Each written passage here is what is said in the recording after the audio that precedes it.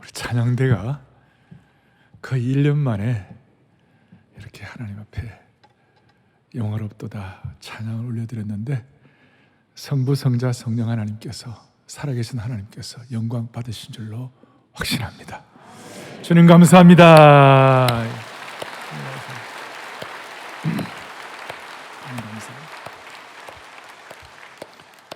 오늘부터 위드 코로나 천야 예배가 되었습니다. 이제 많은 분들이 백신을 맞았기 때문에 이렇게 펼쳐지게 됐는데요. 오늘 본문 뒤에 11절에 보면 고난의 바다를 너희들이 지나갈 때, 고난의 바다를 지나갈 때라는 말이 있습니다.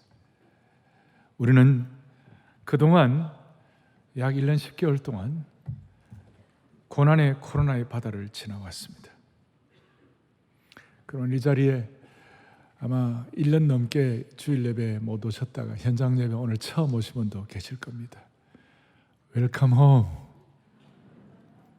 정말 환영하고 잘 오셨습니다. 환영합니다. 환영합니다. 그래서 저는 이제 제 마음에 기도의 제목이 생겼는데요. 이제 위드 코로나가 아니라 비욘드 코로나가 되게 해 주십시오. 위드라는 말은 코로나 같이 가지만 우리는 코로나를 뛰어넘어야 합니다. 우리는 이 코로나 시대에, 이 역사의 불청객, 이 코로나 시대에 코로나 블루라는 말이 있습니다. 우울감과 무력증 이런 것들이 코로나 블루. 또 코로나 블랙이라는 말이 있습니다. 좌절과 절망. 근데 우리는 코로나 블루도 아니고 블랙도 아니고 우리는 코로나 비욘드. 같은 비지만 수준이 다른 것입니다. 우리는 코로나 비욘드로 가야 하는데, 그럼 어떻게 코로나 비욘드로 갈 것인가? 오늘 내일부터 있을 특세도 앞에 있고, 또 이제 한국교회가, 여러분 이게 사역의 비행기는요, 이륙할 타이밍을 놓치면 안 됩니다. 이륙할 때 이륙해야 합니다. 한국교회가, 오만여 한국교회가 예배가 이륙되기를 바랍니다. 그래서 앞으로 한 3주일간 다 하나님 은혜 가운데서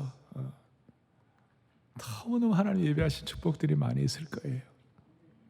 그래서 저는 위드 코로나 첫 주일 예배에 기도에 대해서 말하고 설명하고 해석하는 것이 아니라 기도의 응답을 지금 체험하고, 지금 경험하고, 지금 간증하고, 지금 고백할 수 있도록 확실한 실체가 확인되기를 바라는 것이에요. 코로나 이후에 어떻게 할 것인가 많은 얘기하지만 백투 베이직, 결국 말씀과 기도로 돌아가야 되는 거예요.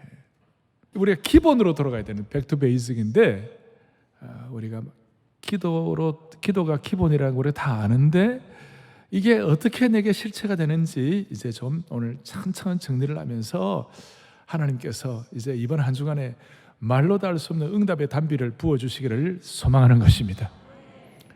여러분, 우리가 바울 사도에 대해서 잘 아는데, 바울 사도가 그가 회심하고 난 다음에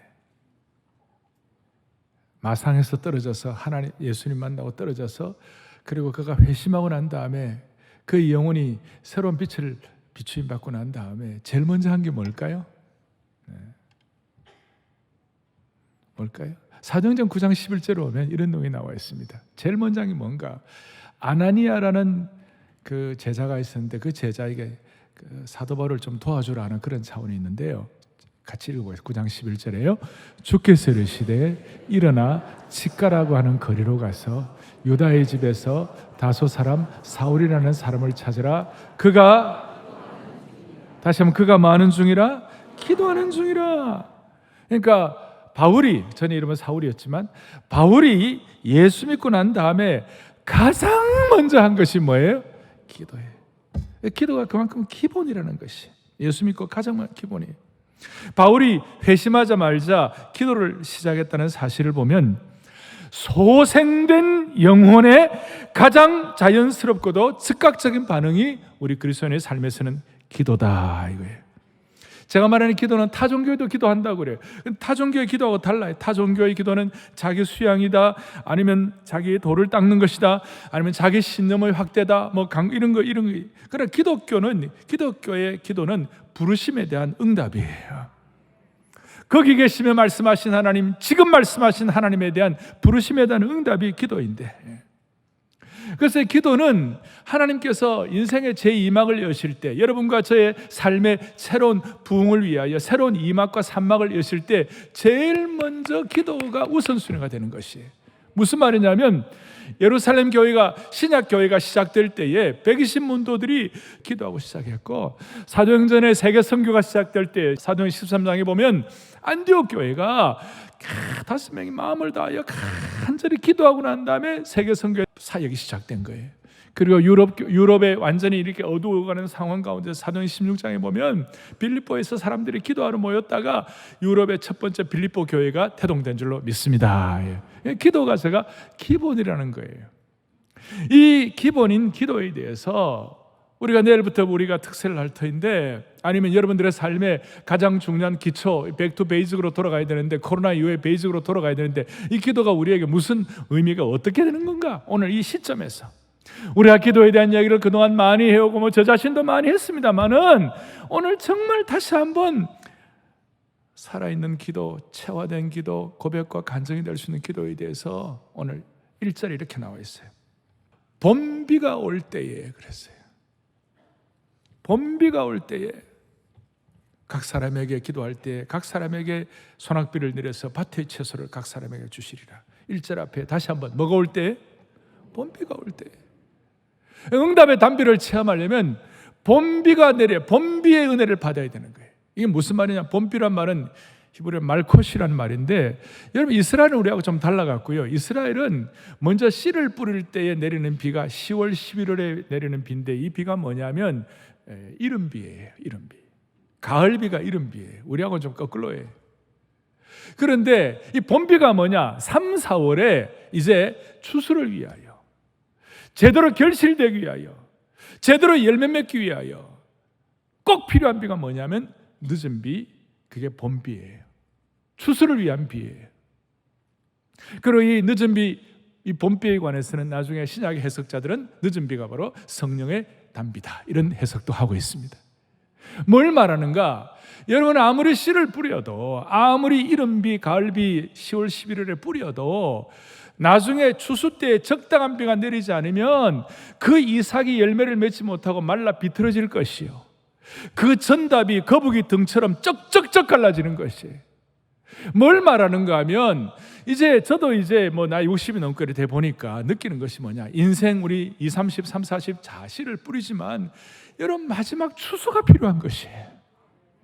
여러분 이 자리에 나이가 젊든 나이가 많으시든 상관이 없이 우리의 생애에 간절한 소원을 내는 건 뭐냐면, 주님 내 인생의 영혼의 봄비와 늦은 비를 통하여 하나님이 원하시는 삶의 추수가 일어나게 하여 주십시오.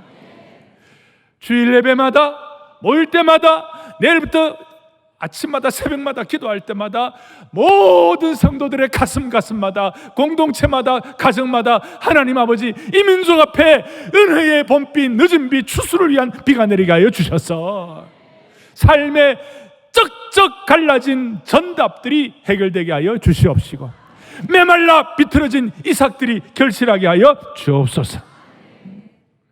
이 봄비가 얼마나 소원이 되었는지 욥기 29장 23절에 보니까, 욥기 보니까 뭐냐? 봄비를 맞이하듯 입을 벌렸느니라.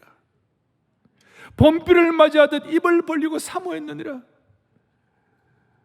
우리의 영혼의 마음의 소원을 가지고 마치 추수를 위하여 입을 벌리고 늦은 비를 맛보려는 농부의 모습이 한 폭의 그림 언어처럼 나와 있어요.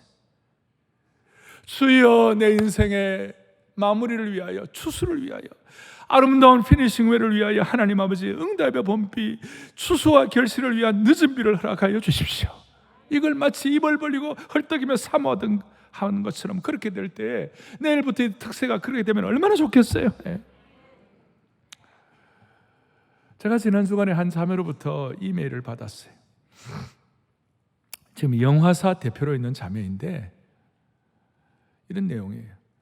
코로나로 물리적인 예배 참석이 어려워진 이유로 그 1년을 교회를 못 나온 거예요.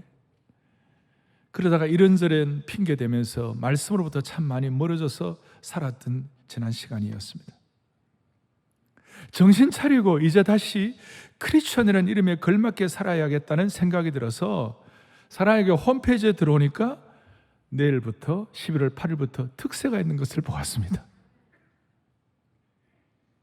10여 년 전 강남역에 있는 예배당 시절에 그 추운 새벽길을 달려와서 밖에서 몇 시간씩 떨면서 줄을 서고 주일 예배이든 특세이든 토요 새벽 예배이든 어느 것 하나 소홀하지 않았는데 그 와중 본당 1층 앞줄 중앙 자리를 항상 사수했으니 얼마나 절박하게 은혜를 사모했는지,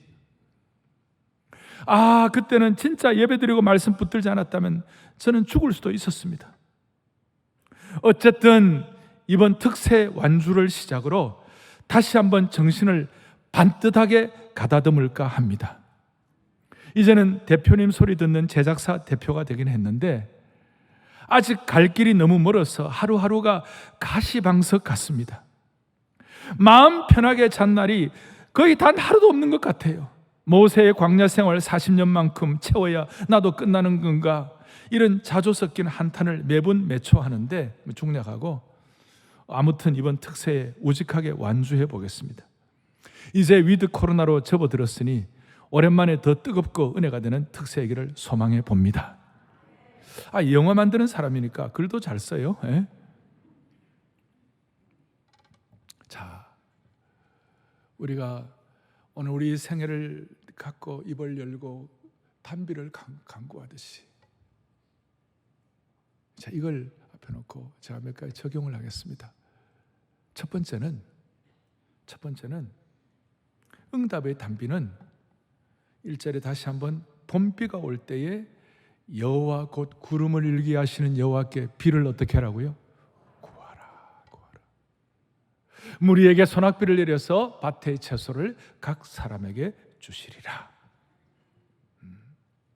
신명기 11장 14절에 보면 여호와께서 너희 땅에 이른 비 늦은 비를 적당한 때에 내리시리니 너희가 곡식과 포도주와 기름을 얻을 것이요. 뭐예요? 구하라는 것이에요. 중요한 것은 하나님의 때에 비를 내릴 수 있도록 우리가 간절히 구해야 한다는 것이에요. 그럴 때 하나님은 구름을 일게 하시고 밭의 채소에 봄비, 심지어 소낙비까지 공급하신다는 거예요. 그리고 구한다는 거 얘기할 때에 우리가 잘 알아요. 우리 어릴 때부터 기도는 구하는 것이다 다 알아요. 자, 그렇다면 한번 이제 코로나 이후에 이 위드 코로나 시대에 기본으로 돌아가야 하는데, 오늘 기도의 기본으로 돌아가야 하는데 우리가 구한다는 것이 뭐예요? 우리 하나님은 우리가 구하지 않아도 우리가 있어야 할 것 아시고 드레베카파나 공중에 나는 새들을 먹이시듯이 그렇게 우리에게 주세요. 그런데 왜 우리가 구해야 합니까?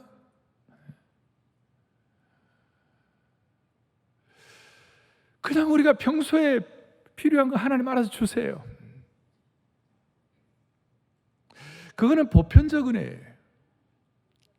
그런데 저와 여러분들에게 여러분들의 삶의 추수가 제대로 되고 또 저와 여러분들에게 코로나 이후에 하나님 앞에서 제대로 쓰임받고 뭔가 내 삶의 물미가 터지고 이렇게 하려면, 뭔가 되려면 맞춤의 은혜를 받아야 돼요. 그 맞춤의 은혜는 구해서 받아야 되는 것이에요. 구해서 받아요. 하나님은 우리가 구하기 전에 있어야 할 것 아시지만 우리가 왜 구해야 할까? 하나님 우리에게 구하라고 하신 이유는 이 구하는 기도가 맞춤의 은혜를 위한 응답의 통로가 되기 때문에 그래요. 구하는 기도가 하나님은 뭐가 된다고요? 통로. 그러니까 하나님은 응답을 해주시려고 하는데 그냥 주실 수가 없고 응답이라는 통로를 통하여 열매를 주시는, 기도 응답을 하시는데 그게 뭐냐면 구하는 것이 응답의 통로가 되는 거예요. 에스겔 36장에 이런 말씀이 있어요. 뭐라고 나와 있냐면, 우리가 하나님이 나여호와가 말하니 36절에 다 이루어준다고 그랬어요. 근데 37절 보세요. 주 여호와께서 이같이 말씀하시느니라. 그 다음 중요한 거예요. 그래도 주님이 알아서 다 주시지만 그래도 이스라엘 족속이 이같이 자기들에게 이루어지기를 내게 뭐예요? 구해야 할지니라. 우리가 현장 예배 참석 못하고 우리가 온라인 생중계 예배를 드리면서 은혜를 많이 받아요. 그래도 같이 받아요. 그래도 현장 예배를 사수한 이유는 이곳이 하나님의 응답의 통로가 되기를 바라는 것이에요. 구하는 기도라는 통로를 통하여 응답을 하시는 거예요. 여러분, 통로가 없는데 어떻게 응답하겠어요? 그래서 우리가 이런 구하는 기도를 통하여 맞춤의 은혜를 받는데, 좀 더 구체적으로 얘기하면 에베소서 1장에 보면요, 이런 기도의 이런 은혜를 가지고 첫 번째는 주님 앞에 구하고 매어 달릴 때 하나님 우리에게 하나님을 알게 해주세요. 하나님을 간절히 구하게 되면 우리가 하나님을 알아가게 되는 거예요. 그리고 또 1장 18절로 뭐라고 나오면 에베소 1장 너의 마음의 눈을 밝히사 그랬어요. 간절히 구하고 이게 응답의 통로가 되는데, 구하다 보면 이것이 뭐가 된다고? 하나님 알고 마음의 눈이 밝아지는 거예요. 마음의 눈이 밝아지면 영적 시각이 넓어지는 거예요. 영적 시각이 새로워지면요, 무슨 일이 벌어지는가 하면 하나님의 심정을 깨닫게 돼요. 하나님의 심정을 깨닫게 되면, 주님이 목자의 심정을 가진 걸 깨닫게 되면 무슨 일이 벌어지느냐 하면 믿음의 용량이 갖추어지는 거예요. 자, 구하는 기도를 통하여 그게 응답의 통로인 줄 알고 하나님을 알고 마음의 눈을 밝혀가지고 영적인 시각이 새로워져가지고 하나님의 심정을 깨닫고 믿음의 용량을 갖추게 되면 무슨 일이 벌어지는가? 그 믿음의 용량에 하나님은 반드시 응답하세요. 반드시.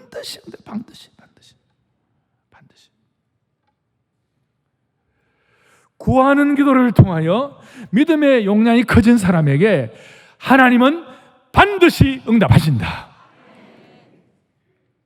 저는 지금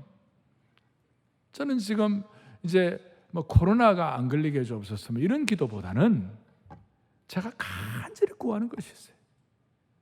하나님, 정말 복음의 영광을 위하여 하나님의 교회 예배가 회복되게 하여 주십시오. 한국 교회가 회복을 넘어 부흥으로 가게 하여 주십시오. 이거는 절박하게 간구하는 기도의 제목이에요. 그래서 우리가 이렇게 구해서 기도할 때 하나님의 심정을 깨닫게 되고 믿음의 용량을 갖추게 될 때 하나님 응답하시는데, 무슨 일이 벌어지는가? 이럴 때 우리가 진짜 은혜를 받고 후유증이 없어요. 더더구나 구해서 얻는 기도를 주님 앞에 올려드릴 때 하나님이 어떻게 역사하시는가? 신명기 28장에 놀라운 말씀을 하고 있어요. 28장 12절에 또박또박 우리 같이 본당, 별관, 생중계 예배로 들어오시는 모든 분들 또박또박 오늘 마음에 집중을 해가지고 오늘 이것이 여러분들에게 딱 체화될 수 있도록, 물미가 터질 수 있도록 같이 보겠습니다. 여호와께서 너를 위하여 하늘의 아름다운 보고를 여시사 내 땅에 때를 따라 비를 내리시고 하는 모든 일들을 내가 많은 민족에게 꾸어줄지라도. 할렐루야. 우리가 간절히 구할 때에 주님 뭐라고 말씀하시는가? 하늘의 아름다운 보고 하늘의 아름다운 보물 창고를 열어주시겠다. 그래서 때를 따라 비를 내리시고 너 손으로 하는 모든 일에 하나님의 복으로 채워주시겠다. 너무 놀라운 말씀이에요. 우리가 뒤에 많은 민족에 꾸어질 때도 꾸지 않아요. 이건 다 알아요. 다 아는데 하늘의 아름다운 보고와 때를 따라 은혜의 늦은 비를 통하여 봄비를 통하여 비를 내리시고 하는, 그건 잘 몰라요. 여기 하늘의 아름다운 보고를 영어로는 excellent treasure, 아름다운 보물이에요. 하늘의 아름다운 보고를 여시사 구하는 자에게 응답의 통로를 통하여 응답의 단비를 허락하신 주님을 찬양하는 것입니다. 그러면 구체적으로 하늘의 아름다운 보고가 뭘까? excellent treasure가 뭘까? 지금 우리의 삶에 하늘의 아름다운 보고가 뭘까? 오늘 보면 3절에 보니까 뭐라고 나와 있는가 하면 이렇게 나와 있어요. 만군의 여호와가 그 무리 곧 유다 족속을 돌보아 그들을 전쟁의 준마와 같이 하겠다. 여러분, 전쟁의 준마가 뭡니까? 준마는 전쟁을 두려워하지 아니하고 강하고 담대하게 전쟁에 임하는 말입니다.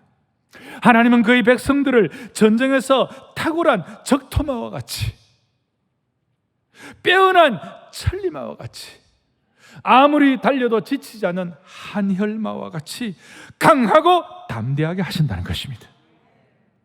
여러분, 신앙이 뭡니까? 한 번씩 제가 강조합니다만, 신앙이 뭡니까? 신앙은 의존과 순종의 관계를 통하여 하나님의 무한하신 자원에 참여하는 것입니다. 하나님의 무한하신 자원에 참여한다는 무슨 뜻이에요? 우리가 은혜의 준마를 타고, 우리가 이 빼어난 준마를 타고 은혜의 평원을 끝없이 달려도 달릴 만큼 그 무한하신 하나님의 자원이 우리 앞에 펼쳐져 있다는 거예요. 그게 하늘의 아름다운 보고예요.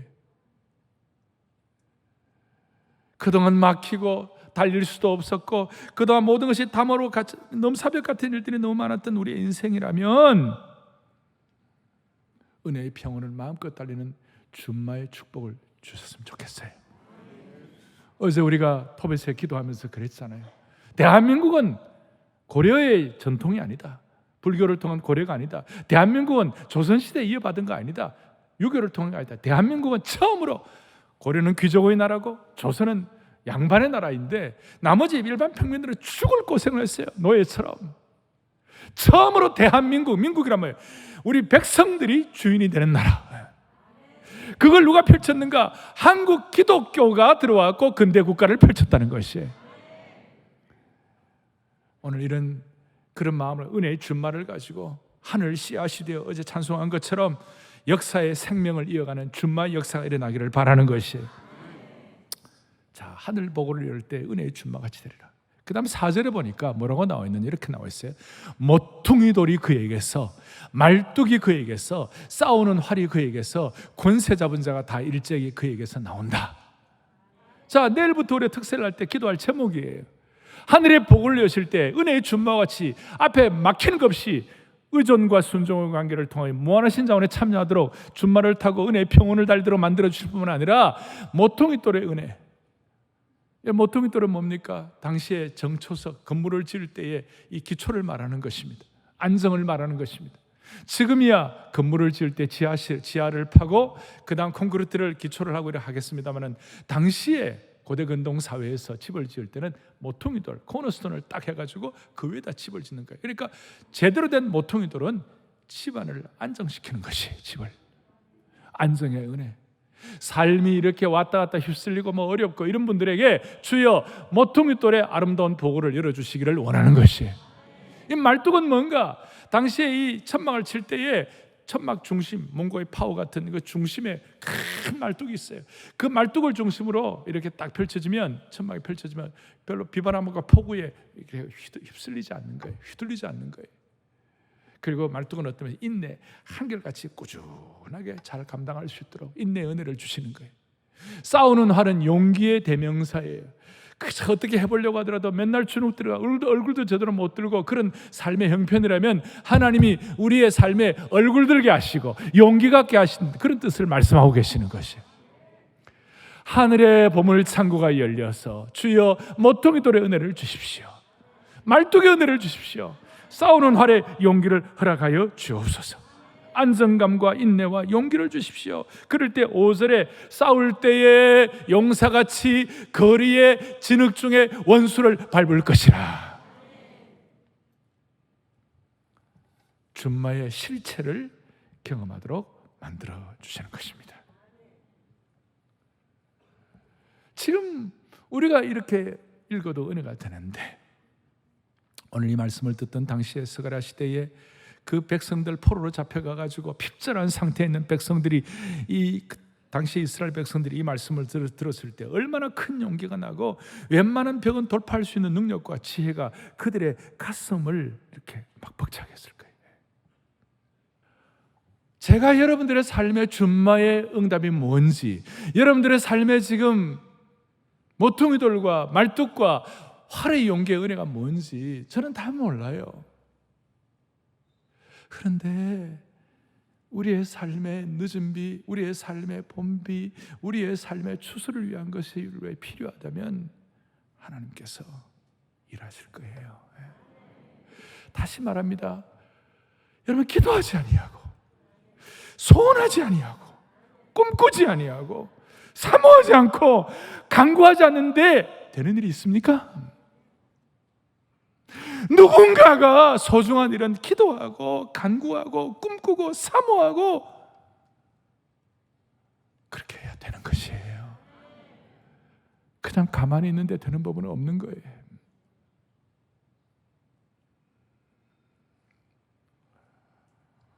오늘 하나님께서 역사하셔서 내일부터 시작될 때는 특세에 하나님께서 준마의 은혜, 하늘 보물 창고를 여시고 우리의 기도가, 간구하는 기도가 통로가 되게 하여 주셔서 다시 한번 말뚝의 은혜, 모퉁이 돌의 은혜, 활의 용기의 은혜를 허락해 주시기를 바라는 것입니다. 그럼 이것이 신약시대 때는 이것이 어떤 식으로 바뀌었나?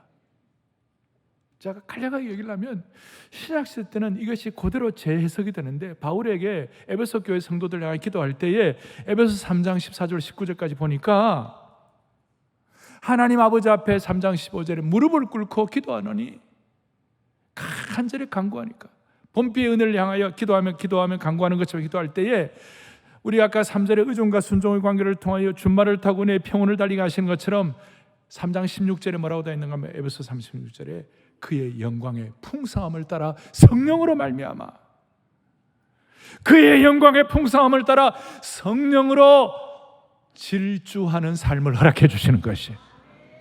그 다음에 4절에 세상의 거친 상황에서도 모퉁이 돌의 안정과 말뚝의 인내를 주시는 것이 에베소 3장 17절에 이렇게 나오냐면 너희가 사랑 가운데서 뿌리가 박히고 터가 굳어진다 그랬어요. 활의 용기를 위하여 에베소 3장 16절에 보니까 뭐라고 나와 있는가? 너희 속 사람을 능력으로 강건하게 하옵시며. 동일하게 초대교회 에베소 성도들은 동일하게 준마의 은혜, 모퉁이 돌의 은혜, 말뚝과 활의 용기의 은혜를 풍성하게 받아 응답받아 누리게 된 것입니다. 제 말씀을 정리하겠습니다. 우리가 주님 앞에 이렇게 간절히 간구할 때에 무슨 일이 벌어지냐? 6절 뒤에 보니까 6절에 보니까 그들은 내가 내버린 일이 없었음 같이 되리라. 참 기가 막힌 말씀이에요. 우리 모두는 아픈 과거가 다 있어요. 트라우마도 있고 상처도 있고, 어떨 때 과거 생각하면 열도 받고, 어떨 때를 생각하면 가슴 아리라고, 어떨 때 참 과거의 부끄러운 일을 생각하면 쥐구멍이라도 들어가고 싶고, 다 부족함이 있는데 그 모든 어려움과 상처와 트라우마와 부족한 것들이 없었음 같이 되리라 그랬어요. 그 모든 연약함과 모든 아픔과 그 모든 실수가 없었음 같이 되게 하여 주시리라. 마치 컴퓨터나 스마트폰을 처분할 때에 내용 잔재물과 찌꺼기들을 완전히 삭제해가지고 공장 초기화하는 것처럼 하나님이 그렇게 만들어 주실 것이다. 하나님이여, 오늘 이 안아주시는 본당과 생중예배로 참여하는 모든 분들, 주의 권속들, 한국교회 모든 성도들의 과거의 모든 아픔을 없었음 같이 하여 주시리라. 한 걸음도 나았고, 오늘 본문 뒤에 8절에 보니까 뭐라고 나와 있는가? 내가 그들을 향하여 휘파람을 불어 그들을 모을 것은 내가 그들을 구속하였습니다. 그 다음 중요합니다. 그들이 전에 번성하던 것 같이 번성하리라. 놀라운 결론입니다. 그들이 전에 번성하던 것 같이 번성하리라.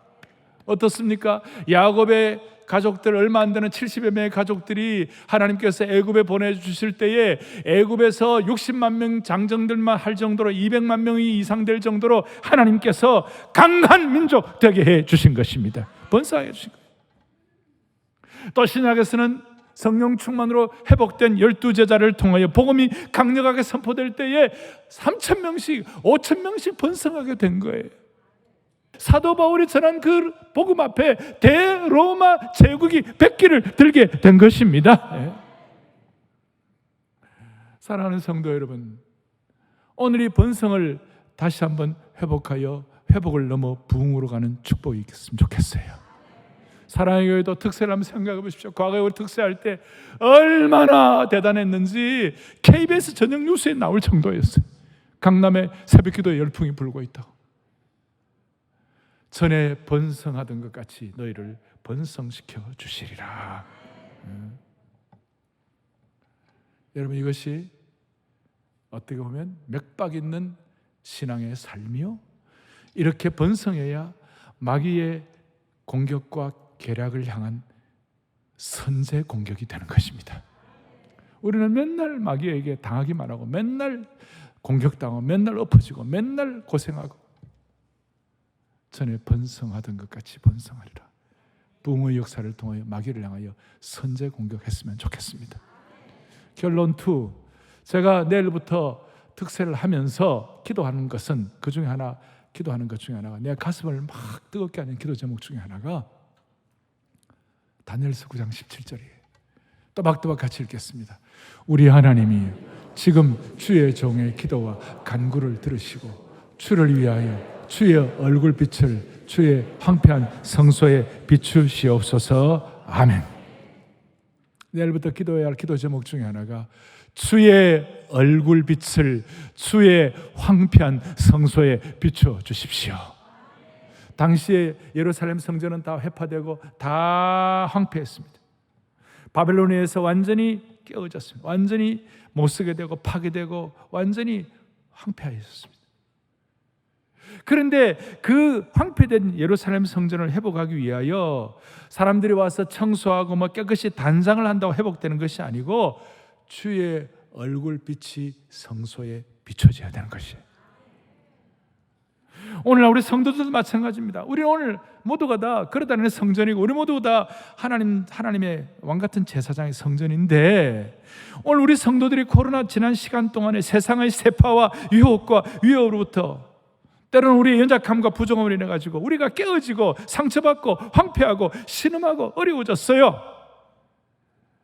이걸 회복하는 유일한 길은 세상의 처세나 위로나 무슨 세상의 방법이 있는 것이 아니라 우리의 간구와 간절한 기도를 통하여 주님의 얼굴빛이 비춰줘야 되는 것이에요.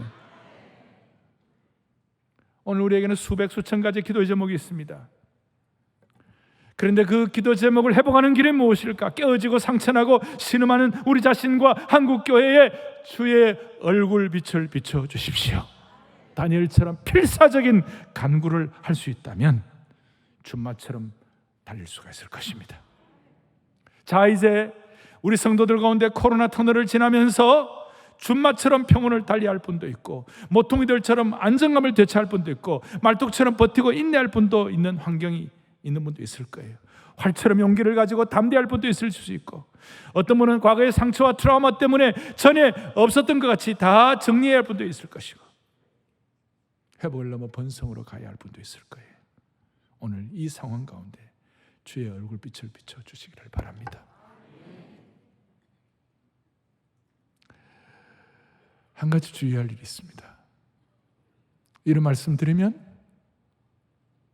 그냥 그대로 받아가지고 신적 개입을 경험하는 분도 있지만, 우리는 다 부패한 속성을 갖고 있기 때문에 그동안 수많은 세월 가운데서 우리 모두의 마음에 상처가 있어갖고 그걸 그대로 받아들이지 못하는 사람들이 있어요. 잠언에 보면 잠언 17장 20절에 마음이 굽은 자는 복을 얻지 못하고 그랬어요. 마음이 너무 부정적이 된다든지 비판적이 된다든지 의심이 많은 분들은 이런 복의 응답을 주님이 예배하고 계셔도 이걸 내 것으로 채워하지를 못하는 거예요. 마음이 편벽한 자는 받아들이지를 못하는 거예요. 오늘 여러분들의 마음을 주님 앞에서 순전하게 고속도로를 깔으시기를 바라는 것이에요. 오늘 이런 말씀을 듣고 주님, 나는 하늘의 보물 창고의 은혜를 믿습니다. 그리고 그대로 믿고 그대로 하나님의 은혜 가운데 거하기를 바랍니다. 내 가정도 그러고 한국교회도 그러고 북한까지도 은혜를 주실 줄 믿습니다. 이렇게 우리가 마음을 다짐하고 하늘 문이 열리는 은혜의 빗줄기를 체험하는, 마음이 순전한, 마음이 굽어가지고 복을 얻지 못하는 그런 인생이 아니라 마음이 순전한 주의 종들 되기를 축원하는 것입니다.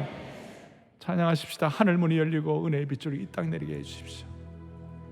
하늘 문을 열어주십시오. 하늘 문을 열어주십시오. 하늘 문이 열린 은혜에 이 땅 가득 내리도록 마침내 주 오셔서 의의 비출기 우리의 부시 하늘 문이 열리고 하늘 문이 열리고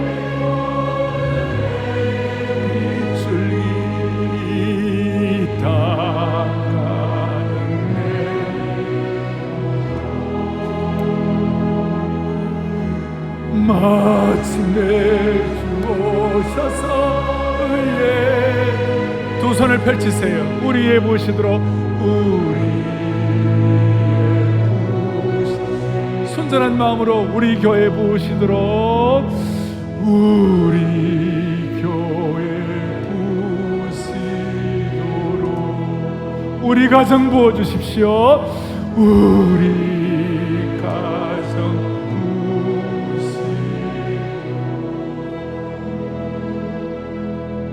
가슴에 손을 얹겠습니다. 가슴에 손을 얹고 기도하겠습니다. 하나님 아버지, 코로나의 고난의 바다를 지나서 특세를 열어주셨사오니 내일부터 하늘문을 열어주옵소서. 특별히 개인의 하늘문뿐 아니라 교회의 하늘문, 민족의 하늘문도 열어주옵소서.